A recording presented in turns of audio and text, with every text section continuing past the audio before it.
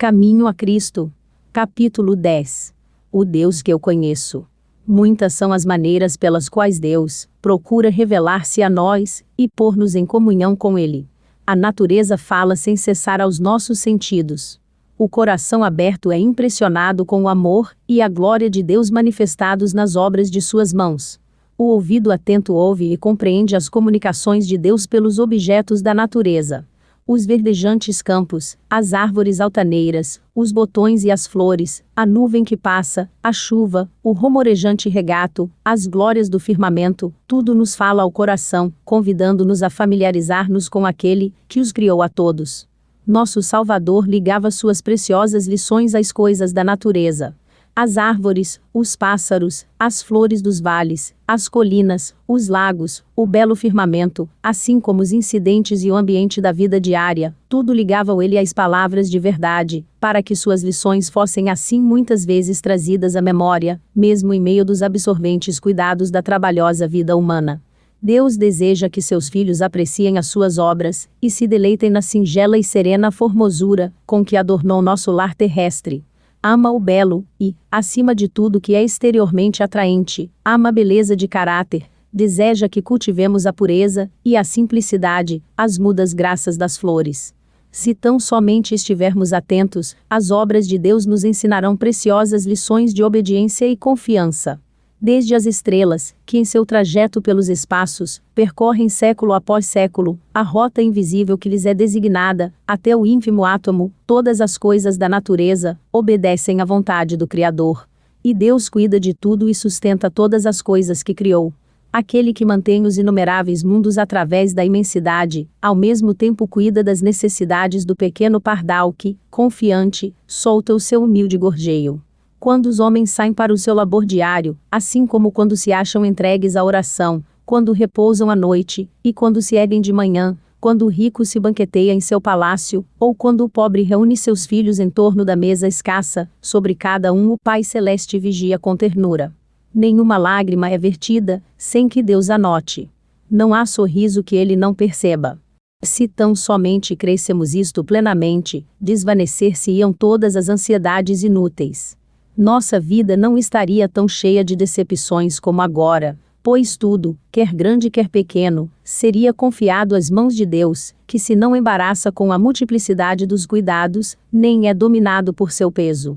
Havíamos de desfrutar então um repouso de alma ao qual muitos têm sido por muito tempo alheios. Enquanto vos deleitais nas atraentes belezas da terra, pensai no mundo por vir, o qual não conhecerá jamais a mancha do pecado e morte, onde a face da natureza não mais apresentará as sombras da maldição. Representai-vos na imaginação o lar dos remidos, e lembrai-vos de que ele será mais glorioso do que o pode pintar vossa mais brilhante imaginação. Nos variados dons de Deus em a natureza só discernimos o mais pálido vislumbre de sua glória. Está escrito: as coisas que o olho não viu, e o ouvido não ouviu, e não subiram ao coração do homem, são as que Deus preparou para os que o amam. Poetas e naturalistas têm muito que dizer acerca da natureza, mas é o cristão quem mais sabe apreciar as belezas da terra, porque reconhece a obra de seu Pai, e percebe seu amor em cada flor, arbusto ou árvore. Ninguém pode apreciar plenamente a significação de montes e vales, rios e lagos, se não os olha como uma expressão do amor de Deus ao homem. Deus nos fala por meio de suas operações providenciais, e pela influência de seu Espírito sobre o coração. Em nossas circunstâncias e ambiente, nas mudanças que diariamente se realizam ao nosso redor, podemos encontrar preciosas lições, se nosso coração está aberto para discerni-las.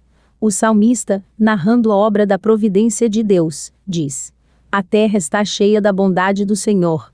Quem é sábio observe estas coisas e considere atentamente as benignidades do Senhor. Deus nos fala a nós por sua palavra. Aí temos em linhas mais claras a revelação de seu caráter, de seu procedimento com os homens e da grande obra de redenção.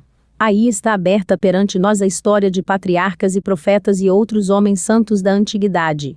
Eram homens sujeitos às mesmas paixões que nós. Vemos como lutavam com abatimentos iguais aos nossos, como caíam sob tentações, como também nós o temos feito, e contudo de novo se animavam e venciam pela graça de Deus, e considerando esses exemplos, ficamos animados em nossas lutas por conseguir a justiça. Ao lermos acerca das preciosas experiências que lhes foram concedidas, da luz, amor e bênção que lhes foi dado desfrutar, e da obra que realizaram pela graça que lhes foi dada, o mesmo Espírito que os inspirava acende em nosso coração uma chama de santa emulação, e um desejo de ser semelhantes a eles no caráter, e de, como eles, andar com Deus. Disse Jesus acerca das Escrituras do Antigo Testamento, e quanto mais é isto verdade do Novo. São elas que de mim testificam, dele que é o Redentor, aquele em quem se centralizam nossas esperanças de vida eterna. Sim, a Bíblia toda fala de Cristo. Desde o primeiro relatório da criação, pois sem ele nada, do que foi feito se fez, até a promessa final. Eis que cedo venho, lemos acerca de suas obras e ouvimos a sua voz. Se desejais familiarizar-vos com o Salvador, estudai as Santas Escrituras. Enchei o coração todo com as palavras de Deus. São elas a água viva, a mitigar vossa sede ardente. São o pão vivo do céu. Jesus declara: se não comerdes a carne do Filho do Homem, e não beberdes o seu sangue, não tereis vida em vós mesmos. E ele mesmo explica essa declaração, dizendo: as palavras que eu vos disse, são espírito e vida. Nosso corpo é formado, pelo que comemos e bebemos, e como se dá na economia natural, assim também na espiritual, é aquilo em que meditamos, que dará força e vigor à nossa natureza espiritual. O tema da redenção, é tema que os próprios anjos desejam penetrar, será a ciência, e o cântico dos remidos através dos séculos da eternidade. Não é ele digno de atenta consideração e estudo agora? A infinita misericórdia e amor de Jesus, o sacrifício feito por ele em nosso favor, demandam a mais séria e solene reflexão. Devemos demorar o pensamento no caráter de nosso amado Redentor e Intercessor. Devemos meditar na missão daquele que veio salvar seu povo dos seus pecados. Ao contemplarmos assim os temas celestiais, nossa fé e amor se fortalecerão, e nossas orações serão cada vez mais aceitáveis a Deus, porque a elas se misturarão cada vez mais a fé e o amor. Serão inteligentes e fervorosas. Haverá mais constante confiança em Jesus, e uma diária e viva experiência em seu poder de salvar perfeitamente a todos os que por ele se chegam a Deus. Ao meditarmos nas perfeições do Salvador, havemos de desejar ser transformados por completo, e renovados na imagem de sua pureza. A alma terá fome e sede de tornar-se semelhante àquele a quem adoramos. Quanto mais nossos pensamentos se demorarem em Cristo, tanto mais falaremos dele aos outros, e o representaremos perante o mundo. A Bíblia não foi escrita para os doutos unicamente. Ao contrário, destina-se ao povo comum. As grandes verdades indispensáveis para a salvação, nela se acham reveladas com a clareza da luz meridiana, e ninguém errará nem perderá o caminho, a não ser os que seguirem seu próprio juízo em vez da vontade de Deus, claramente revelada. Não devemos aceitar o testemunho de nenhum homem quanto ao que ensinam as Escrituras, mas sim estudar por nós mesmos as palavras de Deus. Se permitirmos que outros pensem por nós, nossas próprias energias e habilidades adquiridas se atrofiarão. As nobres faculdades do espírito podem, pela falta de exercício sobre temas dignos de sua concentração, ficar tão debilitadas que percam a capacidade de apanhar a profunda significação da palavra de Deus. O espírito se ampliará se for empregado em pesquisar a relação dos assuntos da Bíblia, comparando passagem com passagem e coisas espirituais com coisas espirituais. Nada há mais apropriado, para fortalecer o intelecto, do que o estudo das Escrituras.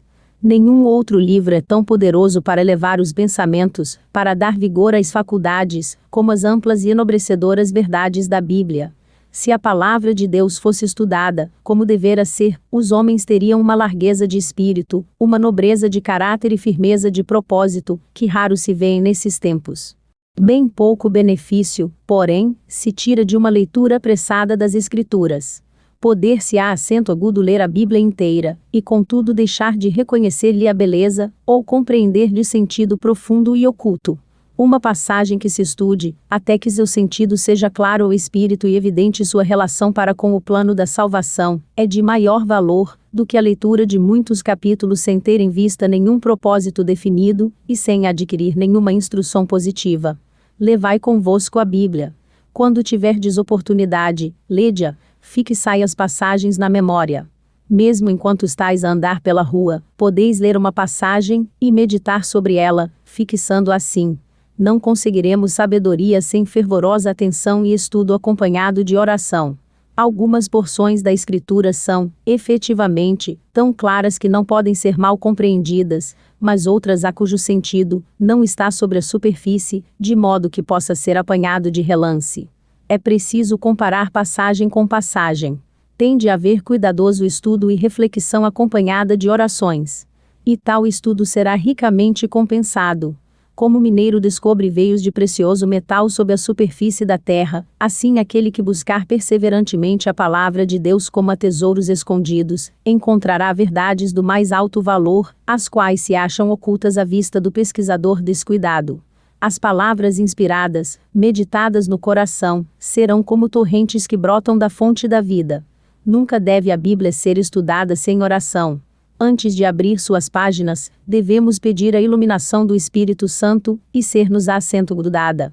Quando Natanael veio a Jesus, o Salvador exclamou: Eis aqui um verdadeiro israelita, em quem não há dolo. Natanael volveu: De onde me conheces tu? E Jesus respondeu: Antes que Filipe te chamasse, te vi eu estando tu debaixo da figueira. E Jesus ver-nos a assento agudo também nos lugares secretos de oração, se dele buscarmos a luz, para saber qual a verdade. Anjos do mundo da luz assistirão àqueles que, em humildade de coração, buscarem a guia divina. O Espírito Santo exalta e glorifica o Salvador. É sua missão apresentar a Cristo, a pureza de sua justiça, e a grande salvação, que por ele nos pertence. Jesus disse: Ele há de receber do que é meu, e vô-lo há de anunciar. O Espírito de verdade é o único mestre eficaz da verdade divina. Quanto não deve Deus ter estimado a raça humana, para que desse o seu Filho, a fim de por ela morrer, e designasse o seu Espírito, para ser o mestre e constante guia do homem.